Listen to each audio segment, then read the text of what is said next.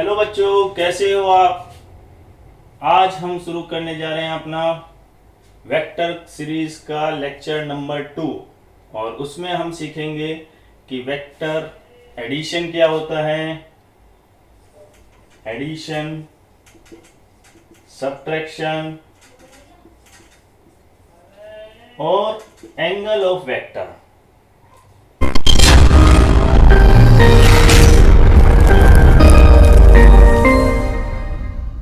Angle, अगर हमें दो वेक्टर के बीच में एंगल बताना है तो हम उसके बीच में कैसे हम एंगल बता पाएंगे, तो आज हम इसी सब की बात करते हैं। तो आइए चलते हैं, अपने वीडियो को स्टार्ट करते हैं और सीखते हैं कैसे हम एंगल बताएंगे दो वेक्टर के बीच में। Let's start now.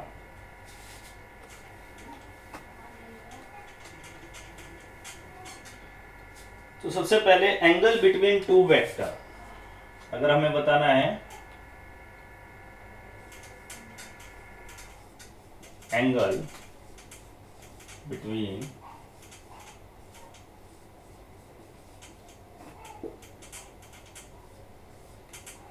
मान लीजिए हमारे पास कोई ये वाला वेक्टर दिया हुआ है इस डायरेक्शन में, ठीक है, वेक्टर ए कह लीजिए इसको, और दूसरा वेक्टर दिया हुआ है सपोज इस डायरेक्शन में, ठीक है, वेक्टर बी। तो इन दोनों के बीच में जो एंगल है ये theta, this is said to be the angle between these two vector. Remember, हमें वेक्टर की, दोनों वेक्टर की टेल से टेल को आपको मिलाना है। इसमें वेक्टर का एंगल बताने के लिए दो बातें आपको ध्यान में रखनी है। एक तो वेक्टर की, पहले वेक्टर की टेल से दूसरे वेक्टर की टेल को आपको मिलाना है, ठीक है। दूसरा, जो एंगल है वो लगभग लाई करना चाहिए 0 डिग्री के इक्वल, या बड़ा हो सकता है, या फिर 180 से छोटा, या 180 के इक्वल। इन दोनों के बीच में ही लाई करना चाहिए ये, या तो 0 से बड़ा हो या उसके इक्वल हो, या फिर 180 से छोटा हो और उसके इक्वल हो। तो इन दोनों के बीच में ही जो हमारा एंगल ऑफ थीटा है वो लाई करेगा। अब इधर देखिए कि एंगल ऑफ थीटा जो है, हमने बिटवीन दीज टू वेक्टर, ये थीटा जो है इस वाले को कंसीडर किया है। यहाँ पे हम ये भी कंसीडर कर सकते थे, बट ये कैसा एंगल हो जाता है, ये गलत एंगल हो जाता है आपको, ठीक है, इसलिए हमने इधर वाले को कंसीडर नहीं किया है। क्लियर है। तो अब हम देखते हैं इसके ऊपर एक क्वेश्चन लगा के देखते हैं कि मान लीजिए एक वेक्टर हमारा इस डायरेक्शन में है, वेक्टर ए, ठीक है, और दूसरा वेक्टर हमारा इस डायरेक्शन में है, वेक्टर बी, ठीक है, और इन दोनों के बीच में एंगल दिया है 40। अगर मैं पूछूं फाइंड द, ऐसे एंगल दिया हो 40, find the angle between these two vector, find the angle between vector A and vector B. तो पोज करके थोड़ा सा ट्राई करके देखो कि क्या आता है वेक्टर ए एंड बी के बीच में एंगल। कर लिया। चलिए हम देखते हैं कैसे करना है इसको।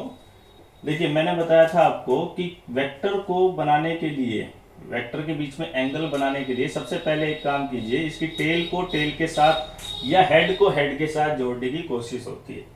तो टेल को टेल के साथ अगर मैं जोड़ूंगा तो इसकी टेल और इस वेक्टर की टेल को हम इसको पैरेलल शिफ्ट कर सकते हैं। वेक्टर ए को क्या कर सकते हैं, पैरेलली शिफ्ट। तो हम इसको यहां से शिफ्ट करके कुछ इस टाइप से आगे लेके जाएंगे। तो सीखते हैं यहां से शिफ्ट करके आगे हम किस तरीके से लेके जाएंगे। तो देखिए, यहां से मैंने इसको शिफ्ट किया, इसको कहा वेक्टर ए, जो कि पहले था यहां कहीं, ठीक है, इस तरीके से था, और ये है हमारा वेक्टर बी, ठीक है। अब ये देखिए, ये वाला जो एंगल दे रखा था ये 140 डिग्री दे रखा था, ठीक है, और ये पूरा जो एंगल हुआ ये कितना हुआ, 180 डिग्री। तो ये जो बचा हुआ एंगल है ये कितना बना आपका, 180 माइनस 140 दैट इज 40 डिग्री। ये देख लीजिए पूरा एंगल 180 180 में से 140 गया तो बचा आपका 40। तो angle between A and B कितना आ गया? 40 डिग्री। तो इस तरीके से हम बता सकते हैं किसी भी दो जो हमारे पास वेक्टर्स हैं उनके बीच में एंगल। क्लियर है? तो उतार लीजिए एक बार, इसको पॉज करके उतार लीजिए। अब बात करते हैं हम वेक्टर एडिशन की।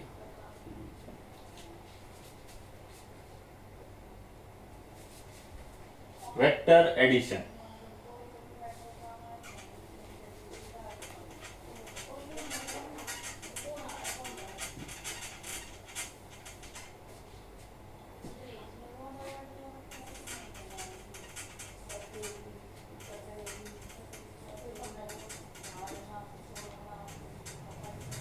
मान लीजिए हमें दो वेक्टर को ऐड करना है। सपोज एक वेक्टर हमारा इस डायरेक्शन में है, वेक्टर ए, ठीक है, और एक वेक्टर है हमारा इस डायरेक्शन में, वेक्टर बी, ठीक है। चलिए एक बार हम इसको देख लेते हैं, अलग अलग कर लेते हैं। मान लीजिए दो वेक्टर दिए हुए हैं हमारे पास, वेक्टर ए इस डायरेक्शन में जिसकी टेल ये है और हेड ये है, ठीक है। इसको थोड़ा ठीक बना लेते हैं। और वेक्टर बी हमारा ये है, ठीक है। अब इन दोनों वेक्टर को हमें एडिड करना है, वेक्टर ए बी हो जाए प्लस वेक्टर बी। तो इनका एडिशन हम कैसे करते हैं? तो देखिए इधर मैं इसको कैसे कर सकता हूं, वेक्टर ए को एज इट इज रहने दो bye head tail method, HT method, इसको हेड टेल मेथड। ये क्या है? हेड, शॉर्ट फॉर्म में लिख दिया हेड टेल मेथड। तो हम क्या करेंगे कि इस वेक्टर की, जो हमारा वेक्टर ए है, इसकी हेड से सेकंड वेक्टर की टेल को जोड़ दीजिए बिना इसके मैग्नीट्यूड को चेंज किए हुए। मतलब इसका मैग्नीट्यूड आपको चेंज नहीं करना है, ना ही आपको इसकी डायरेक्शन चेंज करनी है। ना तो इसका मैग्नीट्यूड चेंज होना चाहिए और ना ही इसकी डायरेक्शन चेंज होनी चाहिए। तो ये हमारा वेक्टर हो गया बी और ये हो गया वेक्टर ए। हम इसको पैरेलली शिफ्ट कर सकते हैं, वेक्टर को कहीं भी पैरेलली शिफ्ट किया जा सकता है। अगर आपको पैरेलल शिफ्ट करना नहीं आता तो हम प्रीवियस वीडियो में आप देख लीजिए कि हमने पैरेलली शिफ्ट किस तरीके से किस तरीके से वेक्टर को कर सकते हैं। तो अब ये देखिए कि हमने इसको क्या किया है, पैरेलली शिफ्ट कर लिया इधर से इधर। मान लीजिए ये वेक्टर हमारे यहाँ था, इसको हम इस तरीके से मूव करते हुए यहाँ पे ले गए इसके हेड पे, ठीक है। तो जो रिजल्टेंट वेक्टर बना, यानी इन दोनों का एडिशन, वो इस डायरेक्शन में होगा जिसको हम R का नाम दे देते, वेक्टर R। तो vector R is equal to nothing but summation of vector A and vector B। ये एक किस्म से triangular law of vector addition भी कहलाता है, triangular law of vector addition. इसमें ध्यान देने वाली बात यह है बच्चों कि ये जो डायरेक्शन मैंने दी है इसकी रिजल्टेंट वेक्टर की, opposite to these two direction है। देखिए मतलब ये जो डायरेक्शन है, अब मान लीजिए कि अपोजिट किस तरीके से है। जैसे मान लीजिए ये यहाँ से वेक्टर ए स्टार्ट हुआ, ठीक है, ये वेक्टर ए था हमारा, अब ये वेक्टर हमारा बी था। तो ये वापस जो अपने पॉइंट पर आएगा वो लूप को इस डायरेक्शन में होना चाहिए, लूप को कंप्लीट करने के लिए इस डायरेक्शन में होना चाहिए नीचे की तरफ। लेकिन हमने क्या डायरेक्शन दिखाई है? रिजल्टेंट की अपोजिट। तो जो रिजल्टेंट बनाना है हमेशा आपको अपोजिट डायरेक्शन में बनाना है, जो भी वो लूप कंप्लीट कर रहा हो उस डायरेक्शन में, तो कभी भी गलत नहीं होगा। तो हम इस तरीके से जो है इसको अपोजिट डायरेक्शन में बनाएंगे ताकि हम इसका रिजल्टेंट निकाल सकें किसी दो वेक्टर का। क्लियर है? तो इस तरीके से हम किसी भी दो वेक्टर का रिजल्टेंट बता सकते हैं।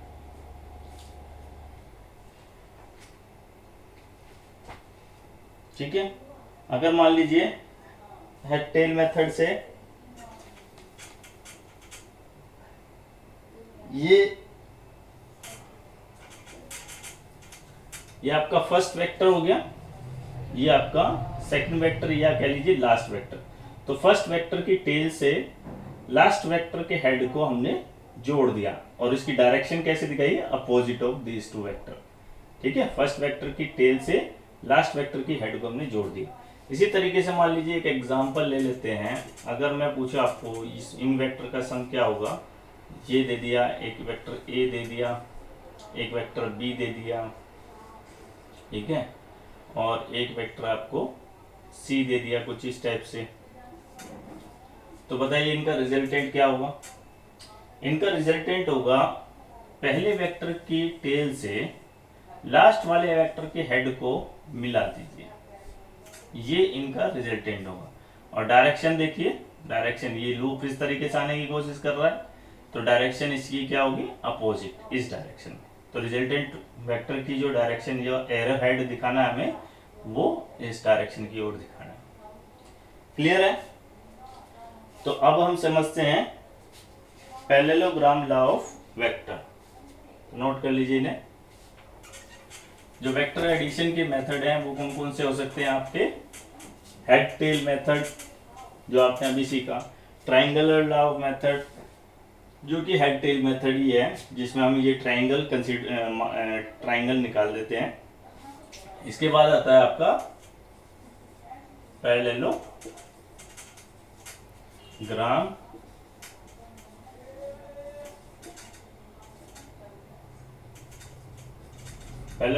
Law of vector.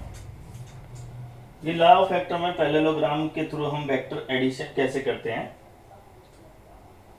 तो इसमें क्या होता है,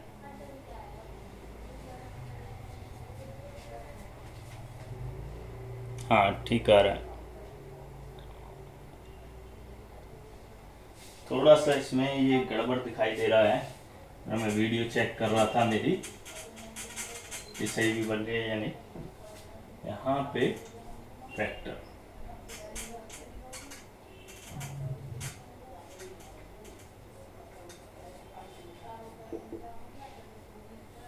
हाँ जी, तो इसमें क्या है कि मान लीजिए पैरेललोग्राम लॉ ऑफ वेक्टर के हिसाब से हम वेक्टर एडिशन करते हैं। किसी भी दो वेक्टर का एडिशन या तो ट्राइंगुलर लॉ के अकॉर्डिंग हम कर सकते हैं या पैरेललोग्राम लॉ के अकॉर्डिंग कर सकते हैं। दोनों में कोई ज़्यादा मतलब डिफरेंस तो है दोनों के अंदर, बट दोनों का वर्क सेम है।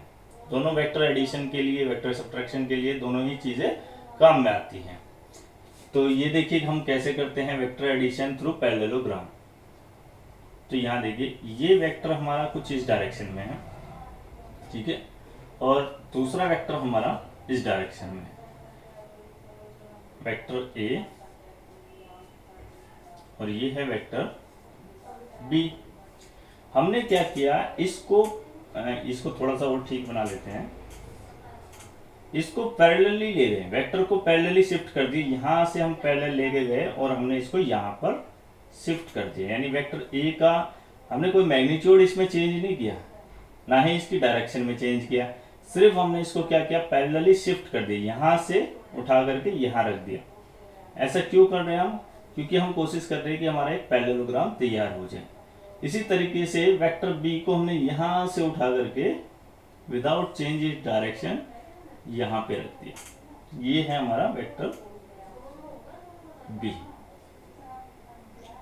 अब इस पे हमने एक परपेंडिकुलर डाला यहां तक, ये परपेंडिकुलर हो गया।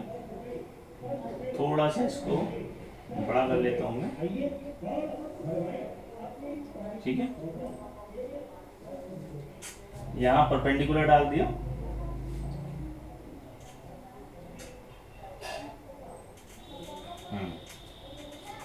इसको एंगल, ये जो रिजल्टेंट है इन दो वेक्टर का, वो पैरेललोग्राम के हिसाब से इसके बीच में से होता हुआ एज ए डायगोनल, ये इसका रिजल्टेंट होगा, ठीक है। मान लीजिए कि एंगल जो है between these two vector theta है, कुछ भी कंसीडर कर लीजिए। मान लीजिए एंगल जो है अभी यहाँ कंसीडर कर लिया है between these two vector is theta. अगर हमारा ये थीटा है तो ये भी हमारा थीटा ही होगा। अगर ये थीटा है तो यहाँ पे भी क्या होगा, थीटा। ओहो ज़्यादा छोटा हो गया क्या,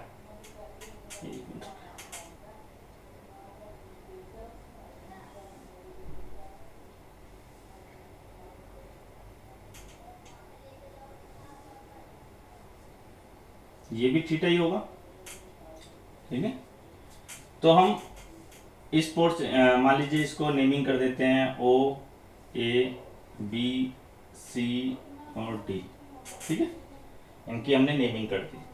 अब अगर ये हमारा थीटा है triangle O C A B के अंदर, ट्राइंगल सी ए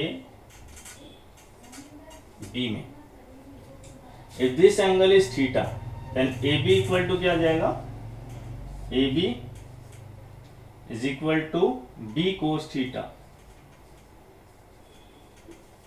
और बी सी इक्वल टू क्या हो जाएगा, बी साइन थीटा। ठीक है, देखिए ये कैसे आता है, ये आप सभी को आता होगा कि थीटा के साथ वाली टर्म है और ये हाइपोटेन्यूज है, ये परपेंडिकुलर है, तो इसमें हम जो बेस है इसको लिख सकते हैं बी कोस थीटा, और इसका जो परपेंडिकुलर है उसको लिख सकते हैं हम बी साइन थीटा।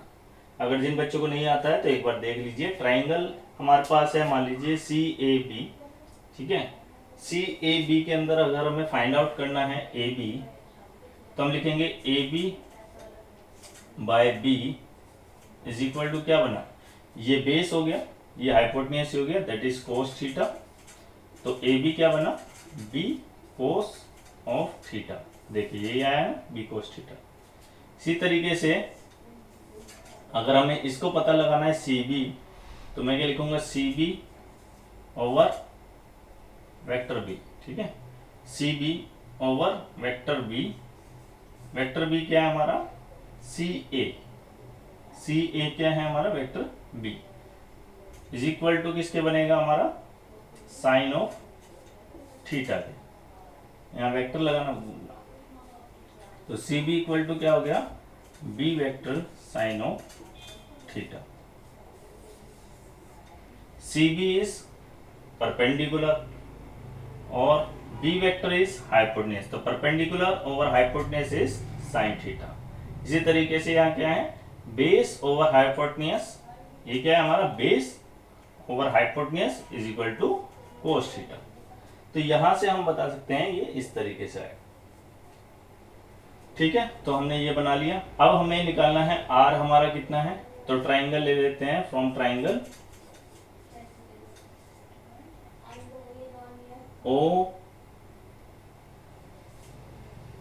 ओ बी सी में, ठीक है, इस ट्राइंगल में ले लीजिए, या ओ बी सी ट्राइंगल में क्या होगा कि by Pythagoras theorem we can apply R square, यानी कि ओ सी का square is equal to O B का whole square plus B C का होल स्क्वायर। ओ सी कितना है हमारा, वेक्टर आर, ठीक है, और ओ बी कितना है, ओ बी को हम लिख सकते हैं O A plus A B, O A plus A B का whole square plus B C का होल स्क्वायर। तो ओ ए प्लस ए बी क्या है हमारे पास, vector A plus vector B of cos of theta का whole square plus B C कितना है हमारे पास, बी ऑफ साइन थीटा।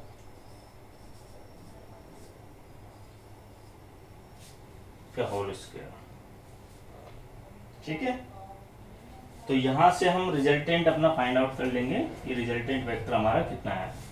तो यहां लिख लेते हैं, ये स्पेस खाली है, R square is equal to, यहां से देखिए क्या लिखेंगे, इन दोनों को हम खोल लेते हैं, ठीक है, इन दोनों को खोल लीजिए, यानी क्या लिखेंगे, A square plus B square cos square theta plus 2ab cos of theta, 2ab cos of theta plus ये वाली term B square sine square theta. ठीक है, तो इस तरीके से ये आर स्क्वायर हमारा किसके इक्वल हो गया, ए स्क्वायर प्लस, देखिए बी स्क्वायर यहाँ पे भी है और बी स्क्वायर साइन थीटा यहाँ पे भी है, तो बी स्क्वायर कॉमन ले लेंगे तो बनेगा sign square theta plus cos square theta और प्लस बचा हुआ 2ab cos of theta.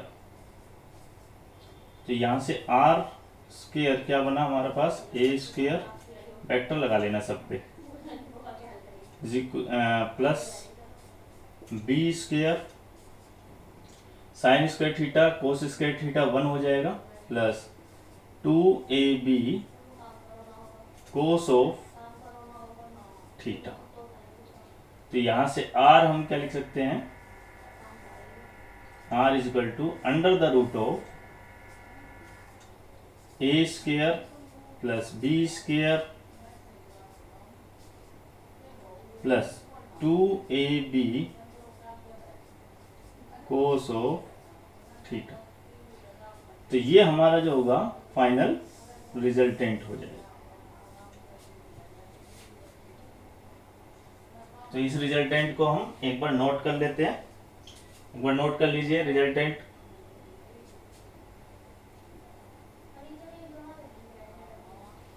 Pause करके एक बार नोट कर लीजिए।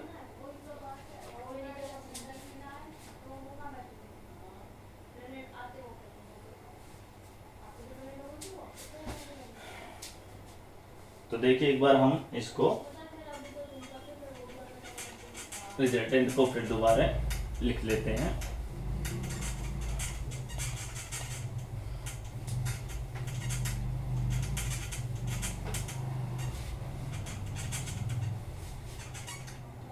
तो रिजल्टेंट क्या है हमारा, r is equal to under the root of A square plus B square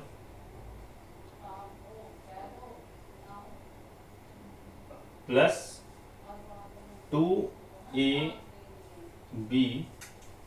cos of theta. तो ये फाइनल हमारे पास रिजल्टेंट आया था। इसमें क्या होता है, मान लीजिए हमारे पास कोई दो वेक्टर हैं, वेक्टर ए इस डायरेक्शन में, वेक्टर बी इस डायरेक्शन में, मान लीजिए 2 दे दिया, वेक्टर ए का मैग्नीट्यूड जो है यहाँ पे आपको 2 दे दिए और वेक्टर बी का जो मैग्नीट्यूड है वो आपको दे दिया 3, ठीक है। और उनके बीच में मान लीजिए 90 डिग्री का एंगल है, ठीक है। Angle between vector A and vector B is 90 degree, ठीक है। तो थीटा हमारे यहाँ पे क्या है, 90 डिग्री।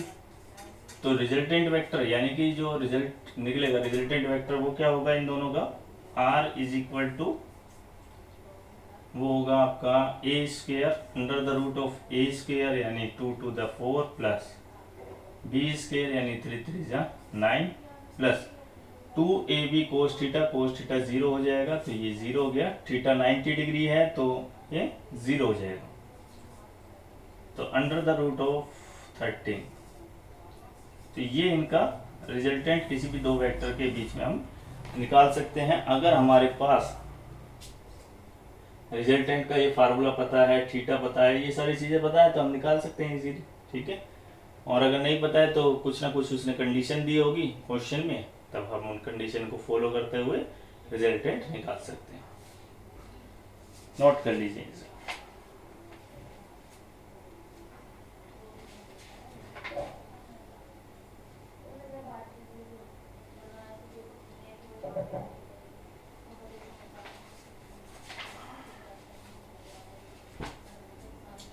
ठीक है, हो गया इतना। अगर मान लीजिए हमें डायरेक्शन ऑफ रिजल्टेंट वेक्टर बताना हो, डायरेक्शन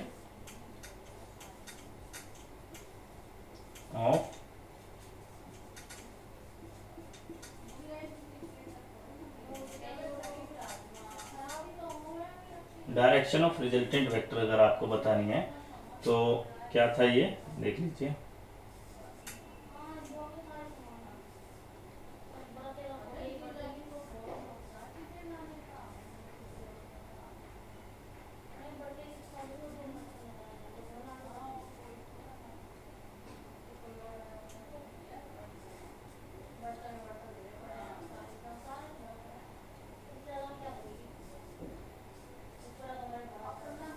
ये हमारा रिजल्टेंट आया, ठीक है। और इसकी डायरेक्शन के लिए मान लीजिए ये किसी अल्फा एंगल है, यहाँ से बेस से अल्फा एंगल, यानी वेक्टर ए से ये अल्फा एंगल पे है।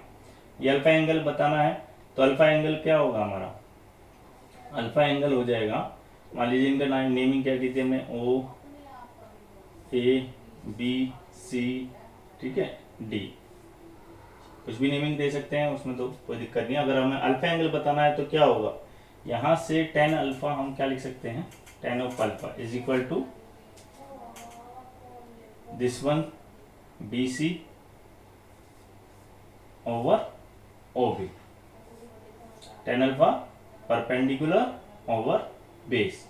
परपेंडिकुलर कितना था आपका याद है तो B of sine of theta, और ये इतना वाला पोर्शन कितना था, B of cos of theta. ये वेक्टर ए यहां से यहां तक, ठीक है, और ये यहां से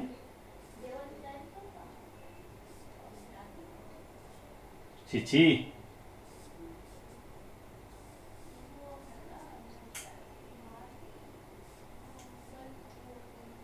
ठीक है, ये वेक्टर ए यहाँ, ये वेक्टर बी यहाँ से यहाँ तक। तो अब देखिए बी सी को क्या लिख सकते हैं हम, B sine of theta, vector B sine of theta,